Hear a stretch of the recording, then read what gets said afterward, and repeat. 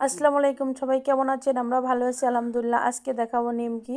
এই যে ডোটা তৈরি করে রেখেছি। আমাদের কারেন্টের জন্য আমি আপনাদেরকে পুরো ভিডিওটা দেখাতে পারিনি, খুবই সমস্যা। এই যে ছুরি দিয়ে রুটি তৈরি করে মাঝখান দিয়ে ছুরি দিয়ে কেটে নিয়ে এবার পিস পিস করে নিমকি আকারে কেটে নিয়েছি। নিয়ে চুলায় প্যানটা বসিয়ে তেলটা গরম হয়ে গেলে এই যে ভাজতে দিয়েছি। দেখেন ফুলকো ফুলকো মচমচা ফুলকো ফুলকো বাজারে দোকানের মতো নিমকি রেডি হয়ে গেল আমাদের। আর এই নিমকিটা খেতে খুবই মজা, খুবই সুস্বাদু। আর সাথে কালো জিরা দেওয়া, কালো জিরার ঘিরানে আরও ভালো লাগে এই নিমকিটা খেতে। আর আপনারা এইভাবে একবার হলেও ট্রাই করে দেখতে পারেন।